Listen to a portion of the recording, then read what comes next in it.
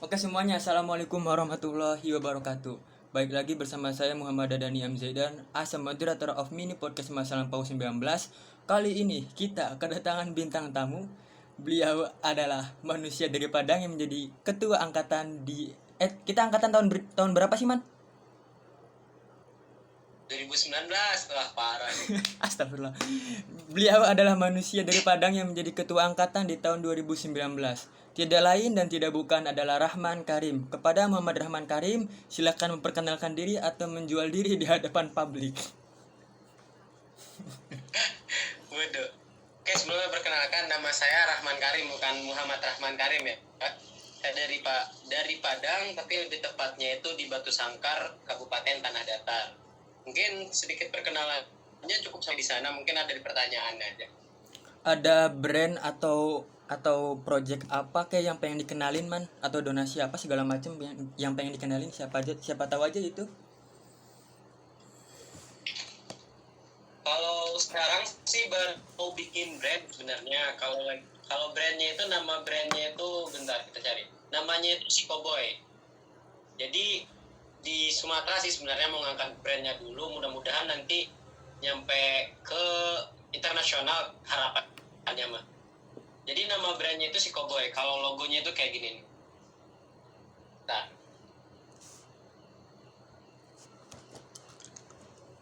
Nah ini. Oh, I Ini see. tuh kongsi collab sama, alhamdulillah collabnya sama saudara kandung sendiri. Jadi sekarang lagi ngumpulin modal dulu, ntar di brand baru lanjutin ke brandnya. Best. Semoga lancar, semoga berkembang, semoga menjadi lebih baik. Oke, Man, sebelum lanjut ke obrolan yang lebih intens, biar Dadan jelasin dulu peraturan di podcast ini. Peraturan pertama itu enggak ada. Rahman bebas mau ngomongin apa aja asalkan Rahman punya responsibility di dalamnya, punya tanggung jawab. Lu mau ngomongin suku, lu mau ngomongin agama, lu mau ngomongin ras, silahkan asalkan punya responsibility di dalamnya. Yang kedua, lu juga bebas mau sambil ngerokok, mau sambil minum, mau sambil makan, karena di sini purely sebebas-bebasnya. Emang karena konsepnya anak tongkrongan aja, Man. Terus yang ketiga, bila ada yang melanggar peraturan kebebasan, maka balik lagi ke peraturan pertama. Jadi purely sebebas-bebasnya. Jadi santai aja, no offense, no apa ya. Pokoknya santai aja lah, kayak kita ke teman-teman biasa aja ya. Sudah cukup formalitas yang Dadan berikan, maka dari itu mulai podcast kali ini dengan satu pertanyaan yang emang rada-rada aneh sih pertanyaannya ya. Pertanyaan pertama, pertanyaan paling lumrah dulu dah. How are you, Rahman? Kita udah gak ketemu berapa bulan sih, Man? Udah lama gua di Padang. Wah, kita aja nggak tatap muka udah 1 tahunan. Iya anjir, sialan, gak kerasa. Tapi kondisi lu baik kan, sehat kan? Wah, alhamdulillah, gua mah rasanya fine aja sih, alhamdulillah sekarang. Orang sekitar lu gak ada yang covid, gak ada yang kena penyakit aneh-aneh, gak ada kabur buruk aneh-aneh atau apa kek? Orang sekitar gua alhamdulillah aman-aman tuh, makanya sampai sekarang gua kurang yakin tuh sama covid, soalnya orang yang nyata itu gua belum nemu tuh. Iya. Satu kecamatan belum ada, Man. Kabarnya sih ada, tapi gue nggak kenal sama orangnya, makanya gue masih belum dibilang nggak percaya. Gue percaya, tapi ya kayak gitu, tuh masih belum ada bukti otentik tibanya. I see. Jadi ceritanya gini, Man. Di komplek tuh ada yang kena. Cuman mundar mandir. Heboh dong. Nah terus Ya terus langsung langsung diamanin sama RW setempat. Soalnya dia kira nggak covid, dia kiranya. Mana sholatnya sebelahan sama gue lagi pas di musola. Gue bilang, aduh lucu banget nih. lu tangkap aja waktu sholat tuh. Hah? Lu tangkap aja waktu sholat. Aduh. Ada aja ya Allah. Emang lucu banget sih, Man. Cuman di Bandung sempet itu sih, sempet parno-parnonya covid ya. Ya maklum lah, peraturan perda kan sempet ngadain razia setiap pagi, dipulangin gitu. Warga sini masih rada kaget, cuman perlahan tapi pasti ya udah biasa lagi, udah perlahan normal lagi. Gua bosan banget gara-gara covid. Sama sih kalau Sumatera sih awal-awal dulu emang lebih ketat, tapi sekarang alhamdulillah kan udah di Sumatera itu udah minim korban yang terjangkitnya, jadi udah mulai ini dilepas-lepaskan. Alhamdulillah. Berarti kondisi lu baik-baik aja ya. Gua turut senang, gua turut bahagia mendengarnya. Lanjut ke pertanyaan. Lu gimana sama yang COVID? Enggak? Aman. Alhamdulillah aman. Keluarga aman. Pas awal-awal emang sempet parno sih, man. Sakit sedikit langsung dapat rujukan ke rumah sakit kan, kata kakak gua. Cuman gak usah lah, tahan dulu. Pas dicek emang ya batuk biasa. Gue waktu awal-awal malahan gue kan kekurung di Cikarang gue. Awal kan kita libur 2 minggu ya, libur 2 minggu yang pertama tuh. Iya. Nah ada teman gue yang dari Batam itu pulang 2 minggu doang, ngapain pulang kata gue ke Padang. Kalau gue pulang ke Padang bolak-balik kagak puas itu. Nah ujung-ujungnya kan udah seminggu di Bandung, ditelepon gue disuruh ke tempat saudara di Cikarang. Udah kekurung di sana hampir sekitar 6 bulan gue di tempat saudara itu, baru balik ke ini kan ke Padang. I see. 6 bulan, man. Iya, alhamdulillahnya itu gue waktu mau balik ke Padang sebenarnya udah mau langsung balik, tapi di Padang ada info orang rantau kejangkit COVID di Padang. Kagak jadi. Nah sebulannya lagi pas mau balik lagi ada lagi yang kejangkit di Padang, kagak jadi lagi. Udah kayak terus gue gak jadi. Ditarik ulur berita ya. Gak enak banget sih gitu rasanya, sumpah, man. Gue juga mau, padahal dari Bandung ke Indramayu itu deket ya, 4 jam berapa 6 jam gitu ya. Gue udah ngumpulin modal mau ke sana ceritanya. Cuman pas ngedenger di komplek ada yang kena, aduh. Gue bilang, aduh, gue takut jadi carrier. Gue bilang, mana saudara-saudara gue sana tua-tua semua kan. Jadi males banget sih kalau ngedenger berita kayak gitu. Gue udah sempat nyusun strategi loh, jam segini nggak ada polisi yang nilang segala macem, lewatnya jalur sini, iya kan? Gue bilang ya Allah, kenapa gini banget covid gue bilang, but it's fine lah, semua pasti ada hikmahnya. Lanjut ke pertanyaan selanjutnya, Rahman. Ini pertanyaan yang basic banget, pertanyaan yang gue tanyain ke semua anak kelas. Tapi sebelum gue ngajuin pertanyaan pertanyaan ini ke lu, gue mau cerita sedikit dulu ya. Kenapa gue ngajak lu dalam podcast ini padahal lu bukan anak kelas? Karena simpelnya lu ketua angkatan, dan ketua angkatan akan menjalin semua hubungan antara kelas 1 dan kelas lainnya. Next juga gue bakal ngundang apa tuh, Bang siapa sih, Bang Herul ya, yang ketua Hima tuh ya, yang dulunya ketua Hima noh. Oh HMJ ya. HMJ sekarang udah ganti sama Kang Priyadi. Nah gue tuh mau next mungkin ya minggu depan, kalau nggak besok, gue mau ngundang 2 orang itu sih. Semoga aja berhasil. Soalnya gitu, gue pengen terhubung sama semua orang lah kira-kira. Amin. Lanjutnya, pertanyaan pertama. Lu tuh siapa sih, man? Lu menganggap diri lu sebagai apa? Lu mendeskripsikan diri lu sebagai apa, man? Karena kita nggak tahu orang nganggap dirinya sebagai apa. Yang kita tahu kita lihat dari mata doang kan. Iya. Kalau gue pribadi, deskripsi diri yang jelas, gue itu manusia sekarang. Ya kalau gimana pun gue sebagai manusia, kembali lagi gue manusia yang punya Tuhan. Berarti gue budak bagi Tuhan gue, ya udah simpelnya gitu gue sekarang. Mungkin ada beberapa tadi lu bahas juga. Sekarang gue lagi diposisikan sebagai ketua angkatan. Bagi gue, walaupun gue tua, tapi gue tetap, gue punya Tuhan. Walaupun ada hal yang di angkatan harus gue handle, ya kalaupun itu gak bisa gue handle, gue harus kembali lagi ke Tuhan gue. Soalnya Tuhan udah takdirkan gue sebagai ketua, dan Tuhan juga yang bakal jalanin gimana nih angkatan bakal jalan di tangan gue. Mungkin gitu. I see. Trust and believe to our God, anjay. Emang anak KPI itu soleh-soleh banget ya. Gue bingung, kadang gue ngerasa minder loh. Kalau ngelihat orang-orang di KPI ya, pas ditanya pasti aja ada hubungannya sama Tuhan gitu ya. Gue ngerasa minder, aduh anjir. Gue bilang kayaknya gue yang paling jahanam sendiri deh, gue bilang, man. Cuman di sisi lain gue belajar banget sih dari sono. Parah itu, belajar banget gue. Ini udah telat sih gue sebenarnya, nggak apa-apa lah di podcast. Jadi gue itu, lo tau nggak basic gue dari mana asalnya? Gak tahu, man. Basic gue tuh pesantren. Namanya tuh pesantren Pramuka Alira. Jadi ya, gue basicnya udah pramuka gitu dari dasarnya. Jadi gue jujur nih, sebenarnya gue dengan organisasi itu udah bosan, udah puas masa SMA. Alhamdulillah juga SMA gue juga jabatannya gini lagi, tapi kan kalau OSIS lebih terstruktur ya. Nah itu, jadi gue udah pesan, jadi niatlah ke Bandung. Ke Bandung, niat gue itu mau nyembunyi diri niatnya. Tau gak? Gini nih, Lanjut.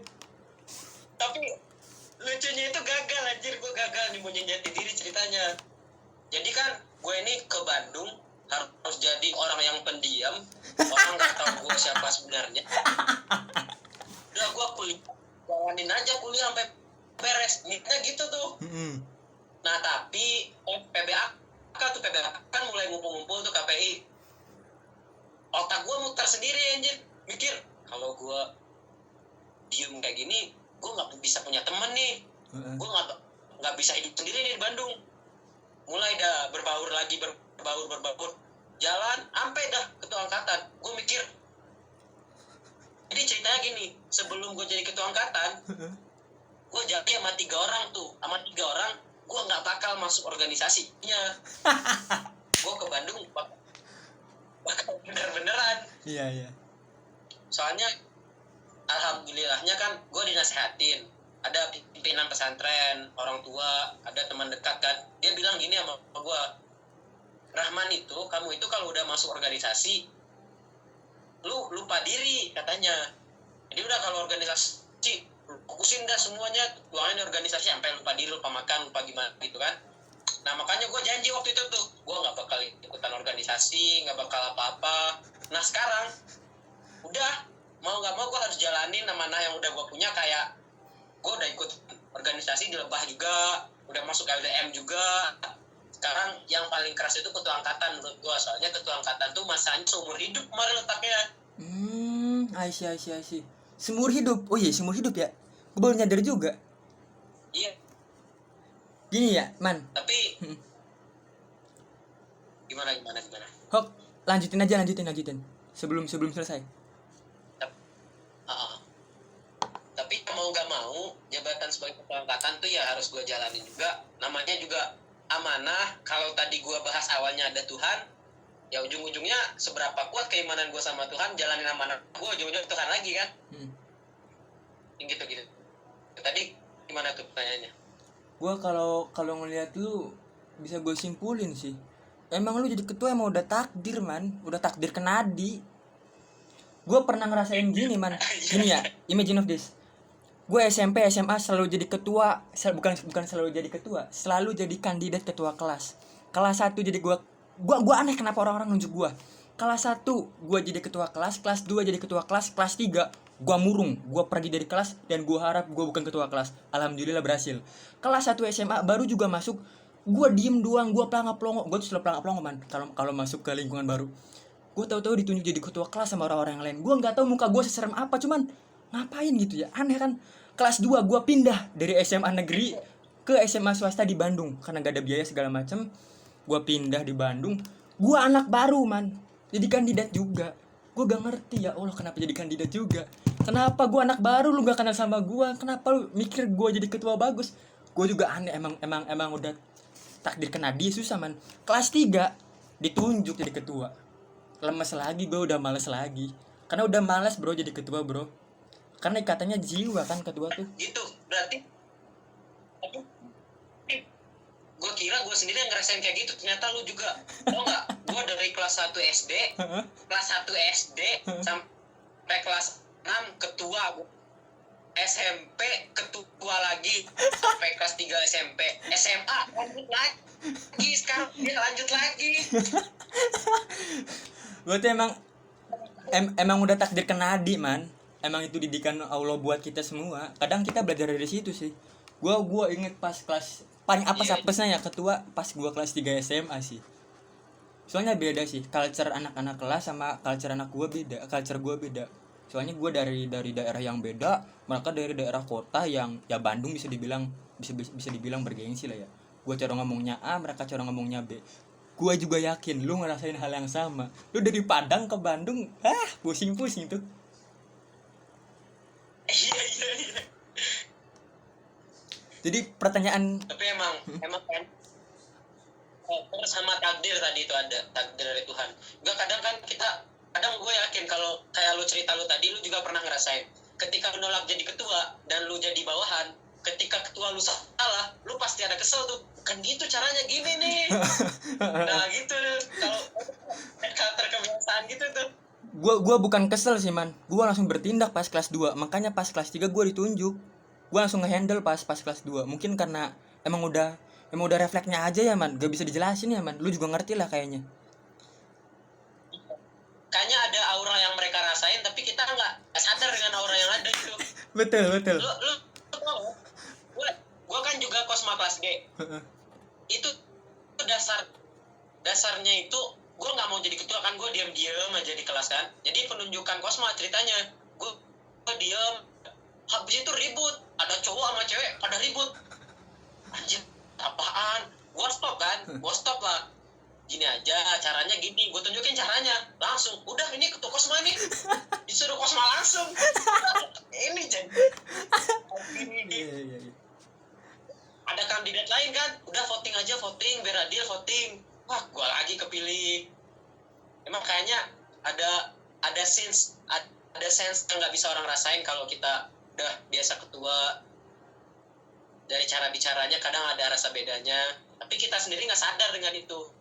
Tapi kalau gue pernah belajar juga tuh, kalau kita sadar dengan hal yang kita punya itu, kalau kita bisa kendalikan, bakal jadi lebih perfect lagi dia. Iya. Itu namanya potensi diri lah. Tapi sayangnya gue paling nggak suka tuh memfokuskan ke satu bidang. Oh, I see. Kalau kayak gini contohnya nih, lagi belajar itu sambil nonton. Gue kuliah kadang kuliah gue biar nggak boring, biar masuk ke otak gue, caranya itu sambil nonton anime dalam tas tuh, duduk di belakang nonton anime. Gue ingat tuh Bu Dewi tuh paling sering tuh gue emang seru sih. Iya. Kalau lagi nyuci gue juga nyuci sambil nonton, soalnya kadang kalau manage otak kita udah tersusun rapi, kadang pemikirannya gini nih, kalau gue kadang mikirnya gini, kalau gue hanya sekedar nyuci dan nyuci itu beres, gue bakal ngelewatin kegiatan lain kayak nonton itu kan buang-buang waktu ya. Gimana cara gue biar nonton ini nggak bermanfaat, berfaedah? Itu gue sambil nyuci nonton, taruh HP di depan sambil nyuci terus. Jadi gue cuciannya kelar, tontonannya kelar. Nah gue suka gitu. Iya sih. Mantep sih. Gue juga kadang suka gitu kalau ngedengerin podcast. Gimana caranya podcast bisa berguna? Kadang gue sambil ngepel sambil nyapu di rumah. Ya gitu-gitu dah. Nah itu. Gini man, kalau kita bahas soal ketua, soal pemilihan ketua, kenapa kita, mungkin ada kata-kata yang bisa mewakili di antara kita berdua ini ya. Gue lupa dari mana kata-katanya. Cuman gini, sometimes kita lupa bahwasanya monster hanya bisa dilihat oleh manusia dan monster hanya bisa sadar ke sesama akan monsternya. Jadi ya mungkin kita belum sadar aja sih man di saat itu. But Gue sadar aja kita monster ya. but itu seru banget sih ngomong sama lu. Lanjut nih man ya ke pertanyaan selanjutnya. Tadi kan kita ngomongin soal ketua angkatan dan sebagainya. Man, gua minta dong, ini bukan masalah palah pilih, ini bukan masalah pilih kasih, tapi ini masalah sebutin biar jadi pelajaran bagi kita semua. Man, 5 orang di kelas lu atau di angkatan yang paling lu kagumin.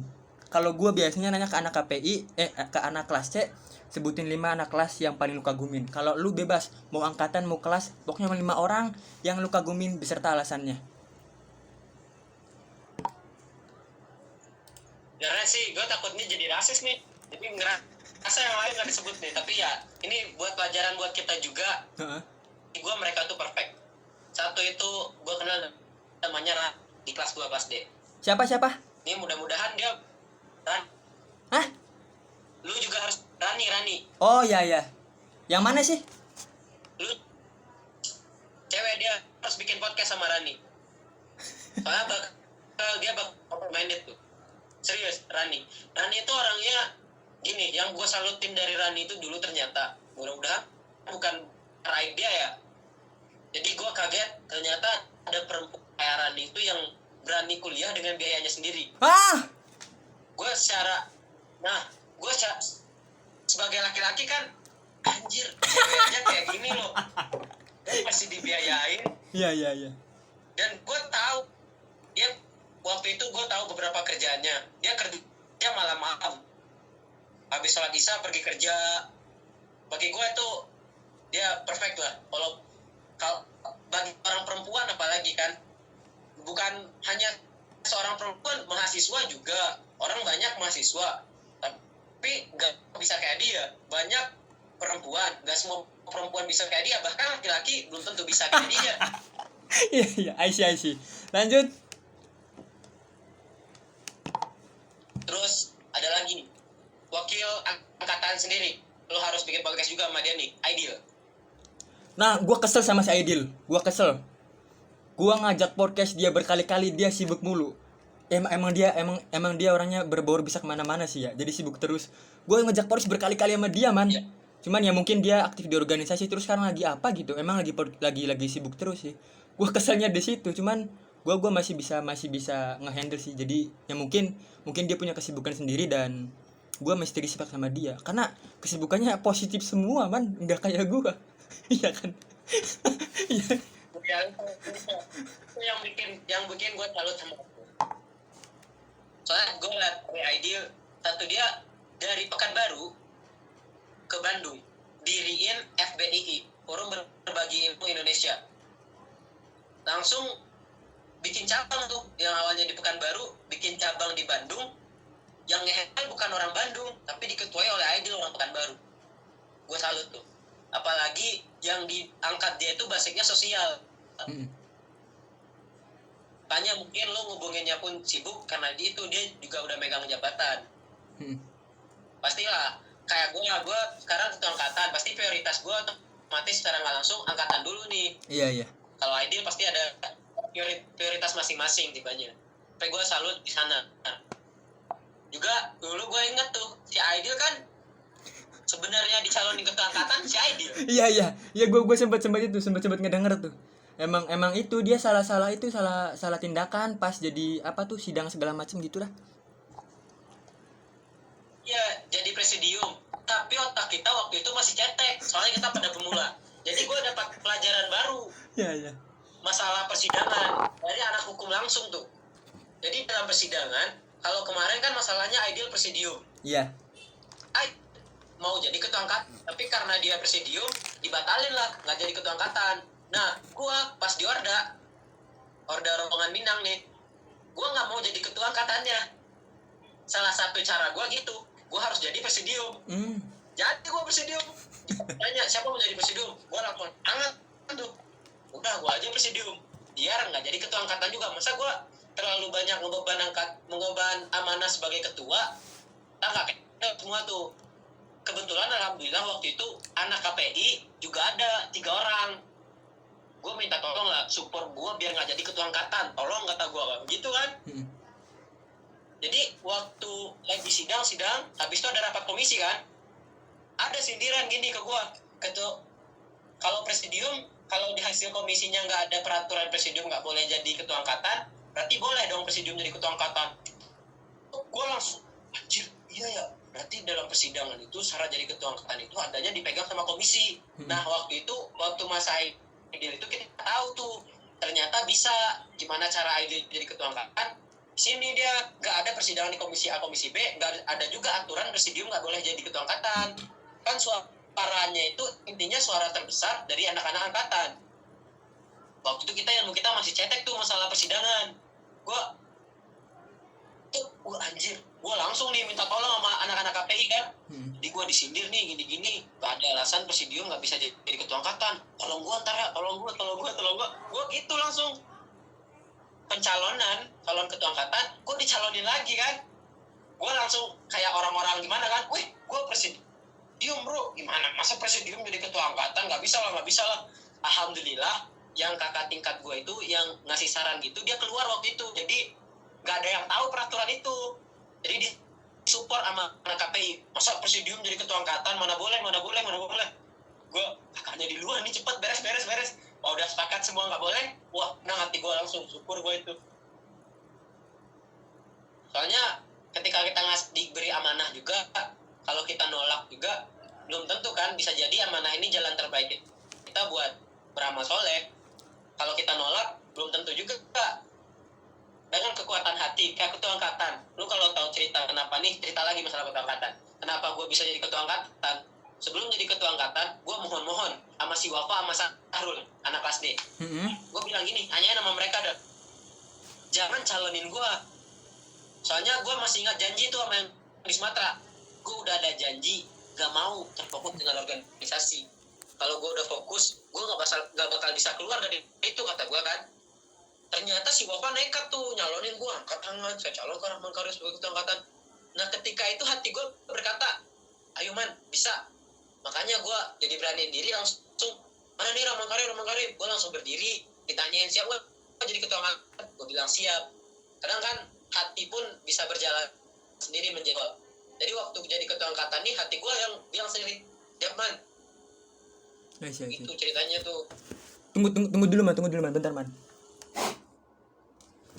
Gini ya man ya, pas pemilihan ketua angkatan, kalau si Wafa ngevote lu dan nunjuk lu, tadinya gue kan sekelompok sama si Dandinal ya, gue tuh mau nunjuk si Ajrul.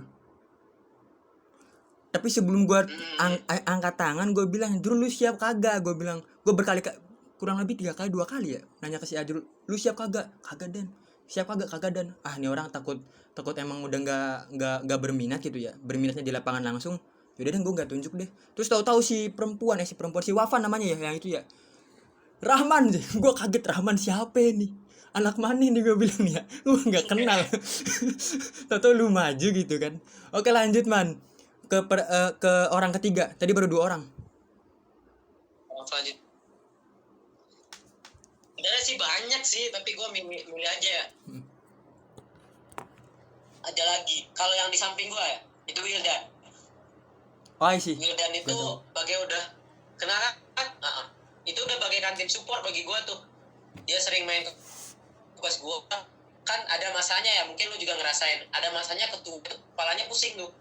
Ini bukan Wildan sendiri. Gue singkat ini dengan nama Santri Ar-Rahman. Jadi gue ada teman-teman yang support gue itu benar-benar support rasanya.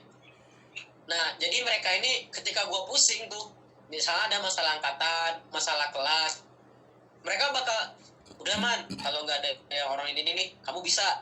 Yang support gue tuh itu tuh. Kadang otak gue lagi pusing-pusingnya, mereka bisa bawa gue encer lagi, bisa bawa bercanda lagi. Itu dia. Kalau gue sebutin, ada banyak orangnya, tapi yang paling dekat sama gue itu Wildan orangnya. Anak Batam. Lanjut. Dia itu lulusan multimedia, dan dia juga orang yang ngajarin gue masalah sedikit hal tentang desain grafis, ngedit film. Tapi ya sayangnya guanya nggak konsisten. Dia kadang, man, bikin ini man, otak gua tuh anjing, difokusin ke satu titik, udah. Ya, I see. Lanjut man, ke orang selanjutnya. Orang selanjutnya siapa lagi ya? Ada 2 orang nih, satu aja 2 ya. Ini Ajengan sama Ustazah. Siapa? Sama Ukti gelarnya di kelas. Sahrul sama Rina. Jadi ini orang ini tempat gue mengadu masalah agama. Jadi kalau gue, kan kadang ada orang yang buntu, cara ngilangin otak buntunya nongkrong, duduk dari teman. Nah kadang gue seketika ingat tuh, ketika iman gue lagi lemah-lemahnya, kok gue gini amat sih, gue lemah amat, ini aja nggak kuat. Kadang gue suka tuh cerita Mas Sahrul sama Rina. Kalau mereka itu, kalau gue udah cerita, arahannya sama Tuhan. Tapi kalau Sahrul, mungkin karena Sahrul cowok ya, cara dia, kadang rasa gue cara dia tuh unik. Tiba-tiba video wah ngapain ya anak cowok video call gue malam-malam gak jelas amat. Karena kan gitu kan. Tapi dia video habis itu ngajakin yang lain. Cara dia tuh ngilangin stres gue, jawab pertanyaan gue tuh gitu caranya. Di video call, diundang yang lain. Kadang gue bahas masalah pekerjaan, bakal ngundang orang yang lebih expert di pekerjaan. Nih man, tanyain sama ini. Kadang diundang waktu itu si Rian, Nian, si Rahman mau bahas masalah pekerjaan, mau bahas masalah CV, jelasin apa tuh. Terus gue sadar tuh, cara spontan aja, Sahrul itu mungkin punya cara sendiri buat nasehatin gue, caranya gini dia. Lanjut man, ke orang selanjutnya. Masih ada banyak yang Ke orang terakhir yang kelima nih. Udah lima, udah lima itu Syahrul Rina 5. Oh. Karena kalau gue ucapin semua cara orang-orang yang dekat sama gue lah. Mungkin kalau sama lu udah lama nggak ketemu, kalau kita ketemu paling salam, sapa, kabar kan. Orang yang sering udah cerita sama gue lah, kayak gitu. Ada beberapa orang, mungkin semuanya nggak bisa gue sebutin di sini, tapi takutnya nanti ketika gue nggak nyebutin semua, kadang nih pembuat konten itu kadang suka bermasalah dengan hal itu tuh. Gue sumpah gini. Orang paling bisa gini, dan orang paling nggak bisa nyakitin hati orang secara nggak langsung gitu. Jadi mungkin gue bisa nyebutin beberapa orang, tapi ketika ada orang yang berharap gue sebutin, dia sakit hati tuh, walaupun gue nggak sadar, tapi gue bakal nerima feelingnya, dan gue nggak bisa terima dengan itu. Gue rasa nyesal. Contohnya gini nih, sekarang kan lagi mau dekat ini ya, kita mau dekat osjur buat maba 2020 ya. Waktu wawancara panitia, gue udah mikir rasionalisasi kok gue nggak bisa ke Bandung. Kan ada pertanyaan, kalau nanti andaikan panitia diadakan secara offline, kamu siap atau tidak? Di otak gue itu satu biaya, satu lagi orang tua gue bukan PNS atau bukan orang yang digaji secara duit mengalir kan. Tapi orang tua gue orang yang bekerja dengan usaha, jadi gue harus bantu usahanya kan. Apalagi kalau udah dekat Idul Fitri ini, Idul Adha ini, orang tua gue biasa sibuk tuh. Gue mikir, gue spontan jawab, saya nggak siap, kata saya. Kak, kalau andaikan ini offline, saya nggak siap. Dengan melihat kondisi dan situasi sekarang, saya nggak bakal siap dengan keadaan offline. Tapi sampai sekarang nih, Dan, gue udah cerita sama Ajrul kemarin, gue tetap nyesel, Dan. Nggak tahu nih, mungkin di podcast juga diupload, tapi gue tetap nyesel. So, waktu itu ada kata ini nih, ada yang ditanyain, jawabannya gini, KPI mah harga mati. Dimanapun kalau KPI memanggil, gue hadir. Gabut juga di rumah, gue memang nggak gabut di rumah. Tapi ada rasa-rasa KPI harga mati, ada rasa kesalahan bagi gue. Dan gue itu ketua angkatan, ada kegiatan dari KPI sendiri, gue nggak bisa hadir. Walaupun menurut beberapa orang, gue cerita sama Ajrul, cerita sama Atir, beberapa teman-teman lainnya itu bilang, udah man, itu udah logis, udah nggak apa-apa, santai aja, jangan dibawa pusing. Tapi hati gue tetap nggak terima sampai sekarang kan. Sampai waktu itu gue berani diri sama orang tua kan, gue ngomong, Pak, mau ke Bandung, kata gue. Orang udah mulai kuliah, nggak ada kegiatan organisasi yang harus ditungguin. Orang tua gue sih jawab ngizinin, tapi orang tua gue titip pesan kayak, kan kita sebagai anak bisa bedain orang tua itu hatinya berat, mengizinkan dengan sepenuh hati atau tidak. Nah waktu itu tuh orang tua gue kayak ini, bapak saranin katanya kalau bisa habis hari raya Idul Fitri, tapi lebih baik lagi habis hari raya Idul Adha katanya. Nah gue, walaupun gue udah dengar dari orang tua, dengar dari teman yang motivasi gue terus, tapi hati gue tetap bilang, gue nolak secara spontan. Minimal gue nolaknya halus gitu, nggak bisa nyakitin hati orang secara langsung. Andaikan ada kata-kata, kalau memang itu buntu jalannya, gue usahain, gue bakal ke Bandung. Tapi waktu itu gue nolak aja secara spontan. Memang ada yang bilang sama gue, bagus man, langsung ditolak katanya. Udah to the point aja. Tapi bagi gue, to the point yang kayak gitu menyakitkan. Makanya gue kadang suka gak terima kalau main perasaan. I see. Tipikal orang Indonesia dibandingkan dengan orang Eropa dan Rusia dan sebagainya, Indonesia tuh kingnya of sopan santun di Asia ya, setelah negara apa gitu gue lupa. Jadi kadang gak enakan. Itu yang kadang hambat kita sendiri, tapi di sisi lain itu yang muasin hati kita biar lebih enjoy. Gak apa-apa sih man. Kalau gue punya saran ke lu ya soal osjur ini, kalau lu emang gak mampu, kalau yang lain belum mampu, kalau keadaan memang gak terlalu urgent banget, sebaiknya jangan man. Online lebih baik. Karena gini loh, kita ada satu momen yang bikin gue takutin di kebijakan kampus, seluruh kampus Indonesia. Karena setiap kampus pasti punya kebijakan yang menurut gue aneh. Dan yang aneh ini kalau diliput media, boom gitu. Satu contoh ospek online yang bentak-bentak marah, yang viral di Twitter, lu tahu kan? Universitas Negeri Semarang atau apa gitu. Man, kedengar gak? Iya, dengar langsung. Nah, iya makanya gue bilang kalau offline dipaksain Ya manusia namanya manusia lah, pasti ada bocornya ya man. Gua takut itu aja sih. Sedangkan peraturan pemerintah ini dan itu, nanti takutnya yang dikenain hukuman semua anak KPI, semua angkatan dan semua dosen segala macem. Jadi kalau kalau bisa pilihan terbaik aja sih man. Ngikutin aturan dulu lah untuk sementara ini. Gue juga rada kasihan juga sih ngedengar peraturan mesti osjur pas online kayak gini. Menurut gue ditunda dulu itu lebih baik sih. Menurut gue ya. Kalau menurut gua sih aneh kan gak ditunda, nilai-nilai osjonya di dulu aja. Bagaikan contohnya kita lebih mengenalkan ke KPI-nya. KPI itu bisa free film tuh, kita kenalkan lah di osjur dengan metode online ini nih KPI itu bisa ini, KPI itu ada ini, lebih ke sana kalau gua tujuannya. Tapi kalau andai kan memang dipaksa kayak kemarin tuh ada bentak-bentak itu emang bakal cepat trendingnya. Mana tahu kan maba ngerekam aja gitu kan, ada yang marah, diupload ke statusnya ada di sana, ada orang yang suka ngeliput media, viral lagi. Iya sih. Oke lanjut man ke pertanyaan selanjutnya. Ini pertanyaan lebih ke personal aja sih ya. Gue pengen lu jawab sedikit mungkin biar gue bisa jabarin selebar mungkin. Man, lebih banyak sukanya atau lebih banyak dukanya jadi ketua angkatan? Secara lu kan beda culture banget sama kita-kitaan man. Gua aja kadang ngelihat anak kelas sendiri, wah anjir ini heterogen banget. Gua juga malas kadang ngelihat, bukan malas ya, kadang gua bingung sendiri. Saking beragamnya gitu ya. Apalagi lu lebih banyak senangnya atau lebih banyak dukanya jadi ketua angkatan? Kalau gue sih stabil, jadi antara suka dan duka itu stabil. Soalnya ketika gue duka masih ada lo yang support gue, ketika gue lagi suka juga ada juga yang ngujat gue. Nah gitu, jadi antara suka dan duka itu stabil. Sih.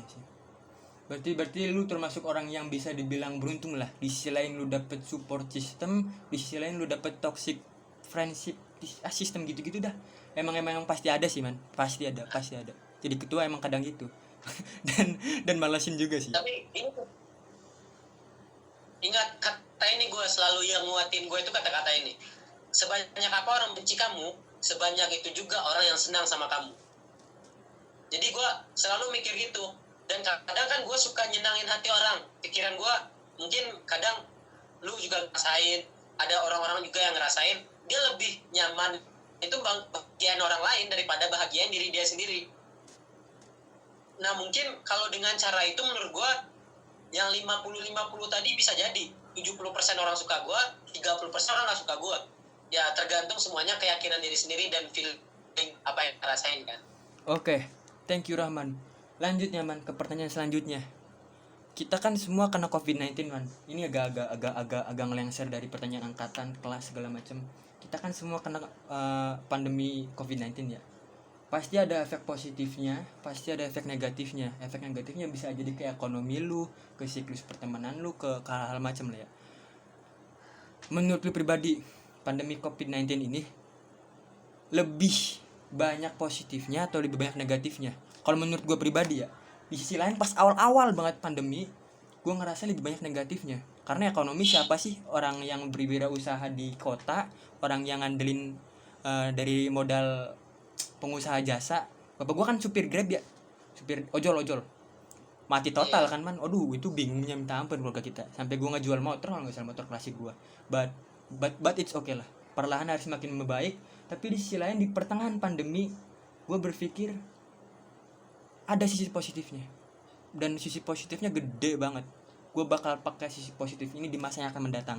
Kalau menurut lu pribadi lebih banyak positif atau negatifnya?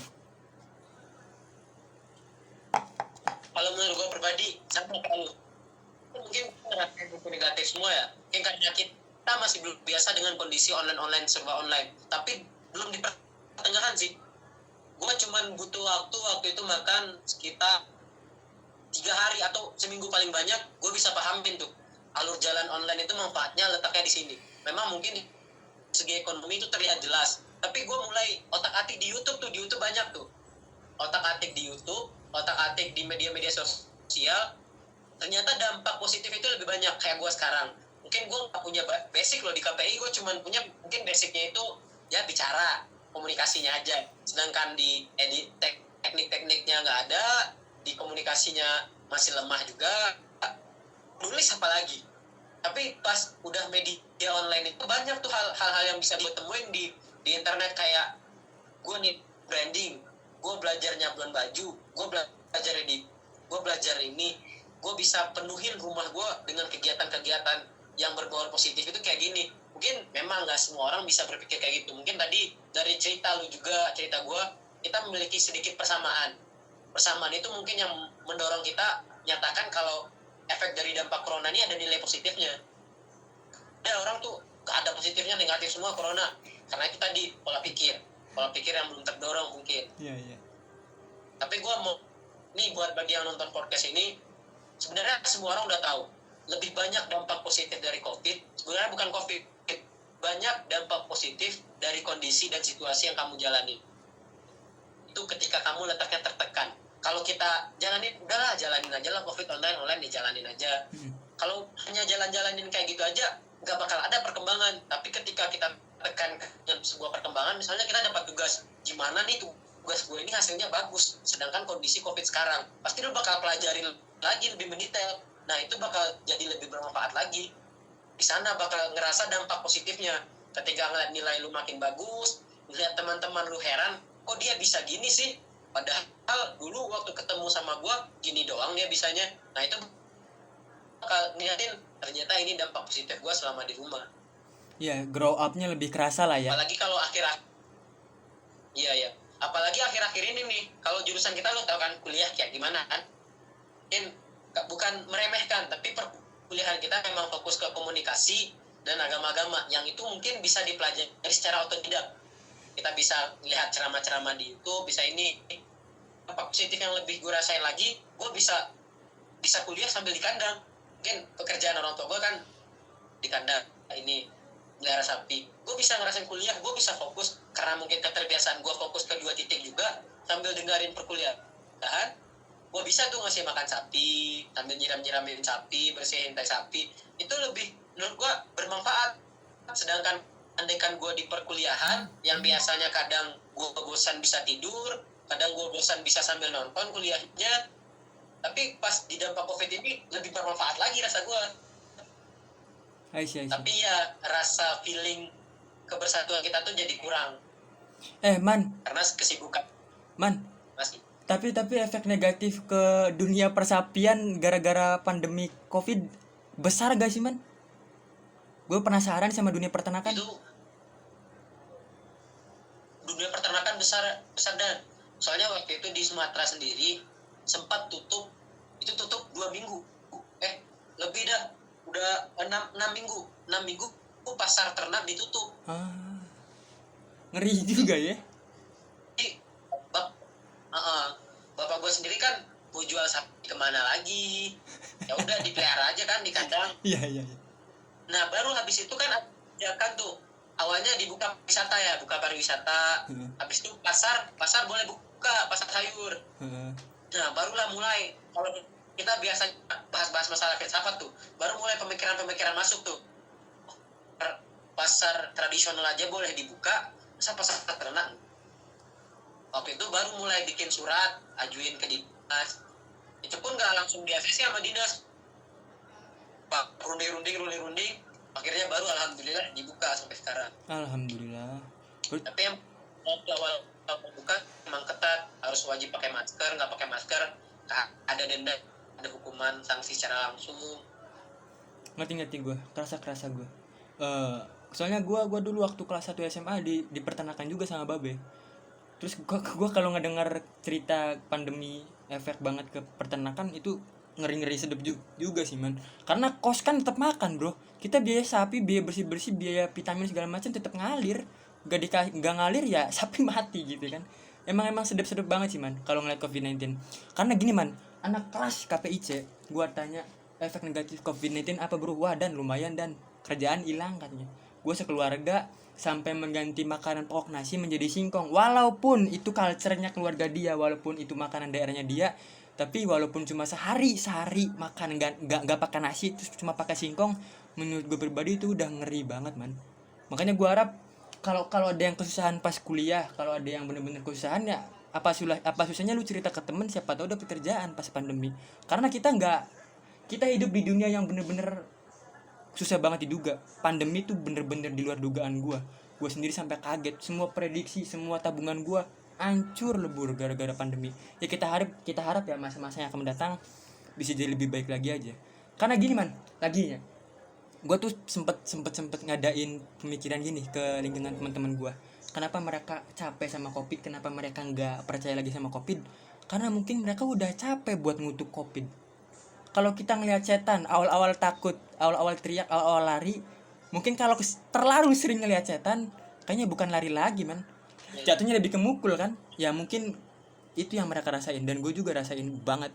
Lanjut man, ke pertanyaan selanjutnya man. Aduh lupa anjir gue tanya apa ya. Ntar gue gugup lagi. Gue gugup lah man sama lu man, sumpah. Lanjut man. Yo, lanjut. Hidup kan enggak naik terus, hidup kan enggak turun terus, hidup kan enggak flat terus. Nah yang gue tanyain adalah titik terendah hidup lu tuh pada saat kapan, di mana dan mengapa man? Titik terendah hidupku. Menurut gue, ketika gue merasa bersalah, itu udah titik terendah bagi hidup gue. Dalam garis bukan bersalah jawab ujian ya, tapi bersalah sama hal-hal yang bersangkutan dengan sosial, dengan orang. Mungkin ada event yang dimana gue itu gue maunya kayak gini dan ternyata hasilnya kayak gini, itu udah titik terendah bagi gue. Soalnya di sana mas gue ngedown, misalnya angkatan nih, gue mau angkatan itu kayak gini, gue tentunya udah sedetail mungkin tapi nggak sesuai ekspektasi gue. Kadang itu jadi pelajaran, tapi di masa itu juga gue ngerasa bersalah untuk diri gue sendiri. Nah itu di masa terendah bagi gue. Tapi ada paling terpuruknya enggak man? Pada saat kapan gitu? Pada saat SMA atau pada saat dimana atau pada saat mengapa gitu? Soalnya pas gua tanya sama anak-anak yang lain, emang bervariasi banget ya. Ada yang pas bangkrut orang tuanya terus bangkit lagi. Terus lu pada saat kapan man? Ngerasa bersalah banget pada saat kapan? Kalau merasa bersalah sih banyak kayaknya rasa gue mah. Gue nggak tahu seberapa banyak kesalahan gue aja. Gak bisa nih. Tapi ya sih kalau momen itu banyak gue kalau ceritain, hanya semuanya.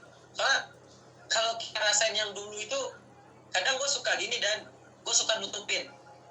Jadi kalau diri gue udah termotivasi lagi, keimanan gue udah naik lagi, gue tutupin kesalahan gue tuh. Oh udah yakin ini pelajaran, nutupinnya gini. Gue suka nutupin, jadi gue gak ingat tuh kapan tuh masanya paling benar-benar terpuruk tuh. Saking banyaknya ya. Anjir, ada ya orang kayak gini anjir pasti tanya. Gak apa lah, it's fine lah. Kalau titik baliknya man, pada saat kapan? Titik semangat baliknya nih ya. Tadi kan terpuruk. Wah anjir, kurang hayang semangat. Kok gue malah ngomong Sunda ya. Titik semangatnya pada saat kapan dah? Titik semangat gue kebalikan dari tadi. Kalau gue ngerasa diri gue paling bersalah, kalau yang paling semangatnya ketika orang bahagia karena ada gue. Oh, I see. Ngerti gue. Man, halo. Udah COVID sekarang kayak gue bantu orang tua gue senang terbantu dengan gue. Nah itu udah bahagia bagi gue tuh. I see. Intinya merasa bermanfaat lah ya buat orang lain. Iya. Lanjut nih man, ke pertanyaan selanjutnya. Man, 5 tahun ke depan lu mau ngapain? 5 tahun ke depan, apapun jalannya, gue harus jadi sukses bagaimanapun caranya. Makanya kalau gue sekarang coba mendalami hal-hal yang bersangkutan dengan desain grafis. Gue belajar juga hal-hal yang berbau dengan peternakan. Gue belajar juga dengan hal-hal dengan media sosial seperti YouTube dan hal lainnya. Apapun jalannya, 5 tahun ke depan gue udah harus bisa sukses. Kenapa sukses? Mungkin sukses orang identiknya dengan kata uang ya. Mungkin kesuksesan bagi gue itu kepuasan diri sendiri dan uang juga. Kenapa gue mikir uang? Mungkin lu tahu sekarang kondisi dan situasi Indonesia terkhususnya. Banyak orang yang bilang Indonesia itu udah dikendalikan dengan orang-orang yang memiliki uang. karena itu gue butuh uang buat kendaliin mereka yang memang butuh uang dari gue. Hanya gue harus sukses dan punya uang banyak. Sip. Bisa lebih spesifik gak man? Kerjaannya di apa gitu ya? Disebutin kerjaannya lah. Tadi kan lu nyebut di aspek desain grafis ya. Misalkan lu pengen jadi desainer atau apa gitu. Kalau di desain grafis sih gue belum ngerasain potensi sebenarnya. Soalnya gini, dan ketika orang udah ngerasain titik di mana dia benar-benar bisa dan dia benar di sini jalannya, itu pasti dia bakal fokus. Sedangkan kayak tadi gue masih berpikir 2 titik, kadang bahkan 4 titik. Jadi gue belum bisa nentuin sekarang tuh. Pokoknya intinya gue harus jadi pengusaha, dan pengusahanya itu di mana bidangnya, tapi gue yakin gue bakal sukses di bidang usaha. Mantap Aisy. Wirausaha lah ya, pengusaha lah ya, entrepreneur lah ya. Entrepreneur saja. Lanjut man ke pertanyaan selanjutnya. Anjir man, gak kerasa man, udah hampir sejam. Ini udah 50 menit loh. Iya, udah 21 Gak kerasa. keren.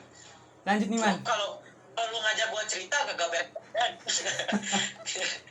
Man, gue di podcast ini kan lebih banyak yang cerita lu ya. Gue mau cerita sedikit nih ya. Lu beruntung man. Gue katain lu beruntung. Karena lu ketika ketemu gue mau masih nyapa ke lu, dan lu mau masih nyapa ke gue. Karena gue tuh punya kebiasaan buruk di mana gue lupa nama orang, dan gue acuh terhadap orang lain karena terlalu fokus di dalam pikiran gue. Gue tuh sempat berkali-kali dianggap sombong sama temen gue. Padahal masalahnya sepele. Masalahnya dia senyum, gue gini doang. Gue kagak senyum. Lagian gue lupa dia siapa. Lu suka gitu gak sih man? Itu pas awal kan orang kayak ketemu kelas lu, kalau kelas D kenal lah kan. Ada ketemu, ini KPI. Dalam hati gue kan, ini KPI. Mau sapa bilang so kenal, mau disapa takut salah orang. Nah. Ya gue diem kan. KPI. Jalan aja jadinya tuh, jalan. Kadang kan senyum ya. Kalau perempuan kan suka senyum. Ya gue balasnya dalam hati gue, itu KPI tadi ya, KPI ya. Siapa sih namanya itu? Gak tau gue. Kadang suka gitu tuh, sering tuh malahan. Malahan sekarang di Sumatera, gue kayak gitu di Sumatera kan, gue udah lumayan lama juga di Bandung. Ketemu teman yang mungkin bisa diartikan bukan teman yang akrab, begitu akrab lah, mungkin kenal di kedai, habis itu cerita bentar. Teman itu tuh, gue pernah ketemu nih, di gue nggak ya, gue mau gue sapa ntar takut salah orang. Suka mikir gitu tuh. Udah jalan jalan aja ada salah orang. Man, lebih baik bisa. Iya sih, Waktu itu lebih milih dan lanjut aja. Emang kadang suka parah sih man, kayak biasanya kecil kayak gitu tuh ya.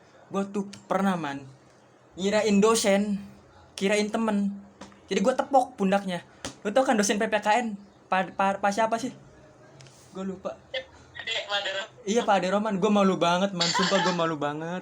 Lagian dia kayak mirip kayak temen gue anjir. Makanya gue malas dah sok kenal, gue malas deh nyapa orang. Gue takut salah orang lagi. Gue tuh sering man nyapa orang ternyata salah orang. Malunya sering, ya Allah, malu banget itu. But it's fine lah ya. Lanjut ke pertanyaan selanjutnya man. Anjir, semua pertanyaan udah kejawab ya. Gini aja deh man. Anjir, pertanyaan apa lagi ya? Tahu udah sih man ya. Lagi stop. Man, Puas-puasin. Gue bongkar dah di podcast. menurut lu pribadi nih man ya, gua ngelanjutin podcast ini sampai anak kelas atau sampai anak angkatan? Kalau lu nyaman dan lu senang dengan podcast ini, aku kan jadi sukses gara-gara podcast. Soalnya gini, kesuksesan itu datang dari kesenangan sebenarnya. Ada orang kerja tapi dia nggak senang, bahkan nerima hasilnya pun dia nggak bahagia. Kayak lu lihat ada youtuber berhenti, itu kan karena mereka udah nggak senang lagi di YouTube. Tapi kalau lu senang di podcast, mungkin podcast ini bisa jadi salah satu jalan lu kan. Saran gue sih lah, lanjutin aja kan. Mungkin awal targetnya ini KPIC, habis itu ke gue ketua angkatan, lu lanjut ke angkatan, bisa jadi kan ntar menyeluruh ke dosen-dosen. Dan mungkin sekarang sistem podcast lu masih kayak gini, ntar bakal lebih disainik lagi kan. Amin. Ngisi. Kalau gua amin. Tipikal gue kagak kasih pede, tapi orang nggak percaya gue itu nggak pede, orang nggak percaya, dan itu heran banget. Gue bilang gue itu nggak pede, percaya gue lu nggak pede. Kadang gini ya, gue tuh kadang-kadang suka gini man, gue kadang suka mikir gini ya, orang tuh lebih percaya akan dirinya sendiri, akan persepsinya diri sendiri, bahkan terhadap pengakuan orang lain. Jadi iya kan, gue bilang anjir kenapa gitu ya, gue juga bilang man pas SMA, jangan dong, gue tuh kagak bagus di bidang ini, gue males di bidang ini, nggak percaya, tahu-tahu didaftarin nama gue di beasiswa di segala macam. Gue bilang aneh banget ya Allah, gue bilang aneh banget, cuman ya it's fine lah ya, mungkin itu udah jalannya lah ya. Oke, Rahman Karim, thank you so much. Gak kerasa udah 55 menit kita berlangsung ngobrol warawiri kesono kemari. Gue harap kita banyak mendapat ilmu. Dan pesan-pesan terakhir gue pengen lu ngasih nasihat atau ngasih pesan-pesan atau kesan-kesan bagi para penonton podcast ini. Silakan kepada Rahman Karim. Panggil gue Muhammad. Pesan dan kesan. Anjir, kalau disuruh mikir pesan dan kesan kayak gini nih otak gue muter nih. Tapi intinya gitu aja. Kita bahas nih ada pesan dan kesan yang agamis sedikit. Seburuk apapun masalah lu harus tetap bisa ibadah. Kenapa? Masalah itu hanya datang untuk sementara, sedangkan ibadah ada untuk lu buat selamanya. Itu pesan dan kesan mengenai sebuah agama. Tapi kalau masalah hal dunia, tergantung semuanya di keyakinan. Kalau lu yakin bisa, lu pasti bakal bisa. Dan kalau lu yakin gak bisa, gak usah lu lakuin. Ingat, hidup di dunia itu hanya senang-senang, tapi ada batasan senang-senang sendiri. Kalau kayak gue sendiri, gue pribadi itu, gue batasin kesenangan gue cukup di sana. Misalnya gue senang ngelakuin ini, gue gak bakal lewat dari batasan. Udah, gue senangnya cukup sampai di sini ya. Udah, bener aja kesenangan lu. Tapi kalau otak lu bisa berpikir lebih luas lagi, coba aja. Jangan malu buat nyoba. Soalnya gue orang paling malu buat nyoba. Gue udah pernah ngerasain penyesalan, gak mulai-mulai mikir doang, ujung-ujungnya itu overthinking, otak lu sakit, lu tidur, bangun tidur lu fresh, gak lu kerjain. Coba aja dulu, mana tahu bisa. Ya sih. Salah satu penyesalan terbesar adalah ketika tidak mencoba di usia muda ya. Gue juga takut sih, gue takut kayak gitu man. Makanya gue coba-coba kesana-sana lah. Lu ini ya udah hitunganmu udah semenjak 1 tahun yang lalu. Kagak gue jalan-jalanin, gue pikirin doang. Gimana nih? Ini gue udah nih. Kagak bakal sukses gue nih. Nih. Gue belum nyoba, tapi gue udah muter dulu. Makanya gue harus ACC ini harus jadi, minimal gue udah nyoba. Nih, gue liatin salah satu hal yang udah gue coba.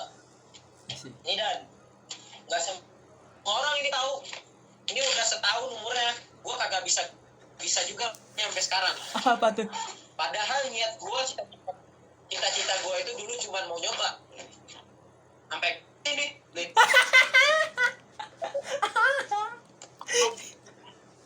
Nah. Iya, ngerti gue. Anjir. Tapi at least gue udah punya pengalaman di bidang itu. Gue pernah nyentuh alatnya minimal. Dan gue nggak sekepo dulu lagi. Dulu sumpah gue paling kepo sama biola.